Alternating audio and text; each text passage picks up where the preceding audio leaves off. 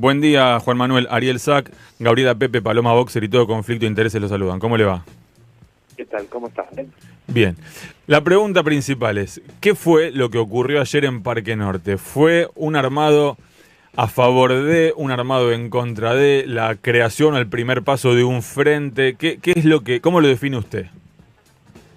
Fue un encuentro de debate entre compañeros de todo el país. No fue en contra de nadie ni a favor de nadie. ¿En qué sentido? En contra de nadie. No se hizo un armado pensando en capturar el crecimiento, la instalación o digamos, pretendidas construcciones o candidaturas de nadie. Y eso lo dejamos muy en claro. Lo dije yo cuando hablé y lo dejaron en claro todos los compañeros.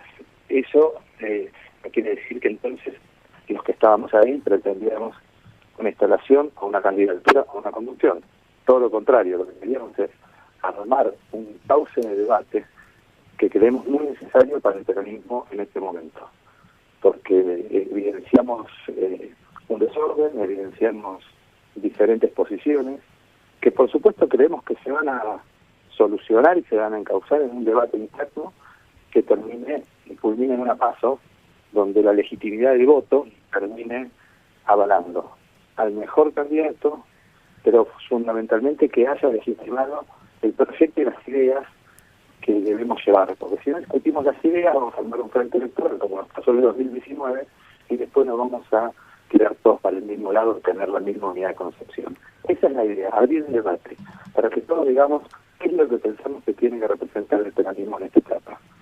Bien, se puede decir que lo que ayer hicieron fue empezar a escribir un programa, ¿no? O a debatirlo. Bueno, eso es muy pretencioso. Sería muy pretencioso de nuestra parte. Sí es cierto que hicimos un documento con las ideas fuerzas que creemos que hay que discutir, que hay que poner arriba de la mesa, como el orden macroeconómico, que me parece central para que el peronismo vuelva a tener una chance. Hay mucha gente que nos percibe por las dificultades que tuvimos en el último etapa que gobernamos, que fue el 2019 al 2023, un gobierno que no provocó las expectativas, no cumplió con las expectativas para el cual había sido votado, y entonces eso genera una desconfianza más allá de todas las dificultades que siempre describimos, ¿no? De la sequía, la guerra, la pandemia, pero eso son, digamos, justificaciones. La gente no necesita justificaciones, necesita que le digamos cómo vamos a hacer una cosa diferente a lo que hoy está sucediendo. Y lo que hoy está sucediendo realmente creo que nos tiene que interpelar a todos. Se está destruyendo la industria, se están destruyendo los empleos, la gente no le alcanza los ingresos, los gastos fijos o rígidos de una economía familiar, como son los servicios, como son la salud, la educación de los chicos. Todos esos son gastos que ocupan hoy, ni que hablar del alquiler, si una familia tiene que pagar alquiler, expensas. Los gastos fijos no dejan margen para ningún otro gasto y se ha reducido la capacidad de consumo de los argentinos de una manera feroz. Bueno, eso es lo que nos tiene que ocupar. Entonces, por supuesto que la descripción la hacemos todo y por eso nos oponemos a esto y por eso somos oposición, pero tenemos que transformarnos en alternativa y para eso tenemos que decir con claridad cómo salimos de esta situación y cómo se pone arriba de la mesa un programa alternativo, pero que sea realizable y que se pueda sostener en el tiempo. ¿Hay un intento de robarle esa bandera a Milei? Che, nosotros también podemos tener una macro estabilizada, la diferencia entre ellos y nosotros es que pretendemos no arruinarte la vida. Bueno, es que nosotros podamos mostrar un ejemplo de que lo hemos hecho. Néstor Kirchner en el 2003, en el 2004, en el 2005, en el 2006, en el 2007, en el 2008, hasta la crisis de Lehman Brothers, que se cae el mundo y que Cristina tiene que tomar otras medidas, como sostener el empleo y empezar a financiar desde el Estado la actividad económica, fundamentalmente para que no se caiga el empleo y la producción argentina. Acuérdense que le tuvo que prestar plata a las automotrices para que mantengan los puestos de trabajo.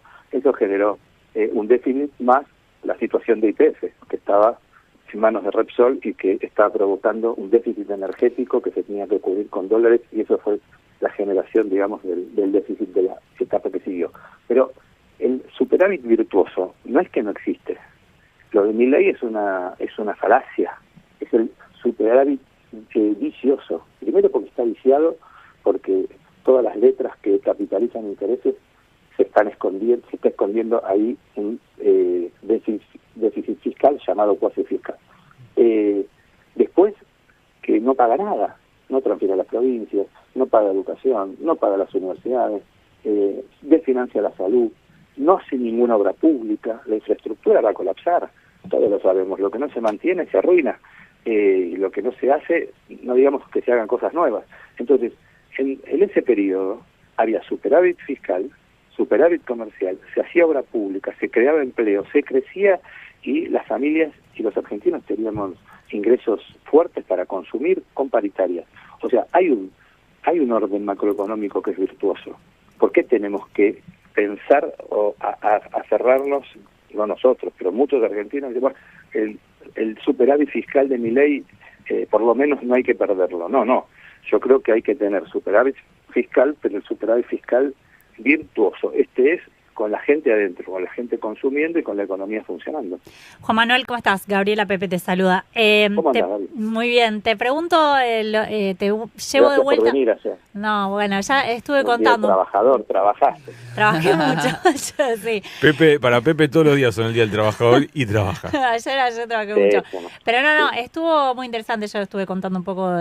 Me pareció, en realidad, que lo que mostró, sobre todo la concurrencia muy masiva que hubo, era como una necesidad interna, ¿no?, de muchos dirigentes del peronismo de ponerse un poco en marcha, de discutir algunas cuestiones más concretas. Me quedé un poco con esa sensación después de, más allá de lo que pensemos en qué va a terminar ese armado, ¿no?, o si va a tener un candidato o no va a tener un candidato, me quedé un poco con esa sensación. Ahora, vos decías, vos hablabas de las PASO, ¿no?, para el año que viene. ¿Das por sentado que no va a haber candidato de síntesis en el peronismo? Yo te voy a decir algo que a lo mejor es polémico, espero que no lo saquen de contexto. Yo deseo que no haya un candidato de síntesis. Uh-huh. Yo creo que tiene que haber discusión y que tiene que haber una interna que legitime, como pasó en el 88, como pasó en algún momento de nuestra historia política, que fue en esa etapa. Después no importa, bueno, unos estarán a favor o en contra, digamos, de cómo resultó eso, pero el programa que quiso realizar Carlos Menem tuvo legitimidad política, y eso lo vimos, hasta fue reelecto. Y el de Néstor Kirchner también, que fue una interna sin haber sido con una herramienta, digamos, convencional de interna. Ustedes se acuerdan, en el 2003 Claro. hubo 3 fórmulas peronistas. Se autorizó el partido, el Congreso del partido, autorizó 3 fórmulas. La de Néstor Kirchner con Daniel Scioli, la de Rodríguez Sá y la lista de Carlos Menem. Eso fue una interna. El peronismo en eso, si sumás las 3 fórmulas que autorizó el Congreso del partido, sacó más del 60% de los votos, Uh-huh. año 2003. Entonces, y eso le permitió a Néstor haber tenido legitimidad, que en el 2007 y en el 2011 se revalidó. Entonces, los periodos donde hay conducción política es de los periodos que nacen con legitimidad. Por eso, que no se me malinterprete, pero deseo que haya interna, deseo que haya paso y que el peronismo se fortalezca de esa manera. Con una diferencia con aquel entonces, estamos hablando con Juan Manuel Olmos, por supuesto, dirigente peronista, apoderado del peronismo a nivel nacional. Con una diferencia, esta vez no conviene que ocurra esta interna en el marco de la elección, sino zanjarla antes, ¿no? Que haya una PASO, que haya una elección que lleve un solo candidato a las elecciones, una sola fórmula. No, por supuesto, pero porque ahora tenemos la herramienta de las Claro. PASO. Estoy diciendo, un momento histórico donde no había PASO. Claro. Por eso yo creo que el peronismo, creo que ningún dirigente del peronismo está pidiendo que se deroguen las PASO. Al contrario, estamos todos y vamos a trabajar para que las PASO se mantengan y no prospere el proyecto del gobierno de eliminarlas. Pero te quiero decir, por supuesto que es después de eso, como pasó también en ese periodo que te estoy hablando. Acordate después que en el 2005, no saldado del todo la interna peronista, se enfrentaron el proyecto de Kirchner, Uh-huh. encabezado por Cristina, en la provincia de Buenos Aires, y el proyecto de Duhalde, Sí, Chiche. encabezado por Chiche. Y Cristina ganó, pero ampliamente, 40 y pico % a 20 y pico. y ahí se definió definitivamente una etapa muy larga de conducción del kirchnerismo dentro del peronismo, y es una etapa que también está en discusión. Lo vemos, digamos, está dividido entre Axel y, digamos, y la Cámpora y Cristina. Entonces, me parece que una legitimación. Y el otro problema que veo, que ayer lo vimos, Gaby, no sé si vos en las comisiones lo estuviste viendo de trabajo, que también hay una disociación entre la política del peronismo del AMBA y la política del peronismo del interior. Sí. Esa disociación también hay que resolverla, y hay que resolverla en una discusión de ideas. Por eso planteamos, discutamos mucho de las ideas, poco de las cosas, nada de las personas. No es un concepto mío, es un concepto obviamente que lo dijo Juan Domingo Perón. Y me parece que ese es el momento de discutir ideas. ¿Qué? Hacia dónde queremos ordenar el peronismo para que tenga una propuesta de gobierno y que sea esa propuesta creíble. Olmos, ¿qué tal? Paloma Boxer lo saluda. Respecto a estas ideas que hay que elaborar, me quedé pensando cuando le contestó a mis compañeros eso, que como que bueno, que el equilibrio fiscal es algo que el peronismo debería poder conservar, y me acordó también a ese Kirchner que después de la época del ajuste en la Argentina dijo los números tienen que cerrar pero con la gente adentro. Reivindicar la necesidad del equilibrio fiscal, ¿no es un poco ceder ante el programa ajustador de Milei? Creo que usé 5 minutos para describir que no es este superávit fiscal el que nosotros estamos proponiendo, es el superávit fiscal del 2003 al 2008, el superávit fiscal con la gente adentro produciendo, creciendo, distribuyendo, creando empleo, me parece, haciendo obra pública, me parece que es ese el superávit que tenemos que... ¿Pero por qué vamos a resignar eso? Además, el orden macroeconómico. ¿Se puede crecer con desorden? En una persona, una familia, una empresa, cualquier unidad económica, sea el país, que es la más grande, o sea una persona. ¿Se puede crecer con desequilibrios permanentes?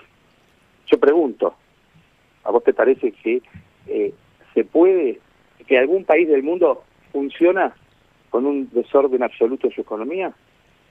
La verdad que no. No hay un ejemplo de eso.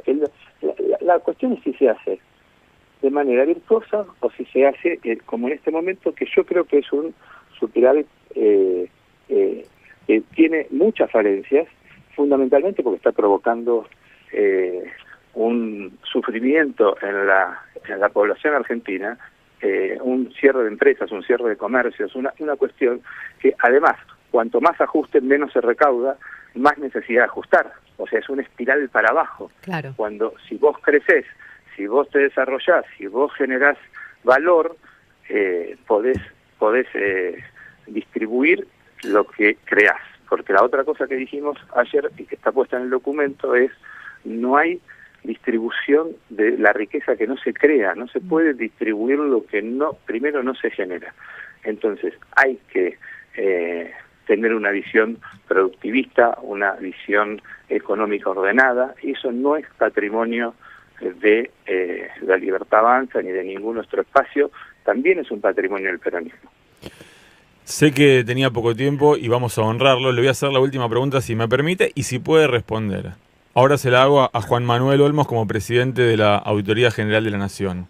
Los involucraron en una investigación pidiéndoles una colaboración con lo que es el análisis de la política crediticia del Banco Nación, en el marco de esta causa en la que se investiga si hubo privilegios o irregularidades en el otorgamiento de estos créditos a funcionarios de Libertad Avanza y a legisladores vinculados al oficialismo. Sí. ¿Pudieron ya empezar con eso? ¿Han notado algo? ¿Qué tiempo lleva? Lo que nos pueda contar. Sí. Recién la semana pasada entró un oficio sí. del juez Lijo pidiendo que hagamos un análisis exhaustivo de la política crediticia, de los créditos hipotecarios en realidad, del Banco Nación. La semana pasada, el martes de esta semana que está terminando, tuvimos reunión de colegio de auditores y se determinó que para hacerla y para cumplir con el pedido del juez, constituimos al colegio en comisión. Esto quiere decir que no se deriva a un área, a un equipo, una sugerencia, la gerencia, porque eso tiene, digamos, todo un andamiaje burocrático institucional que hace que las auditorías lleven su tiempo y se hagan en momentos donde en lugar de autopsia se hace antropología forense, como digo yo, ¿viste? Antropología institucional. Terminás dentro de 4 años, van a decir, había o no había irregularidades en el otorgamiento de los créditos. No, queremos dar una respuesta rápida, además porque es un pedido judicial, y vamos a hacerlo con el colegio en comisión, constituir equipo para empezar una investigación en los próximos días. Muy bien, bueno, buen dato. No van a evitar que se prolonguen eternamente los tiempos, van a ponerse a trabajar con el objetivo de aportar rápidas respuestas. Exacto. Juan Manuel Olmos, muchísimas gracias. Gracias a ustedes, buena mañana. Igualmente. Pasaba por aquí el presidente de la Auditoría General de la Nación, que nos dejó una definición sobre el tema Banco Nación en su última respuesta, pero además uno de los organizadores del evento que hubo en Parque Norte, evento del cual les contó todo el detalle, además, Gabriela Pepe en Conflicto de Intereses.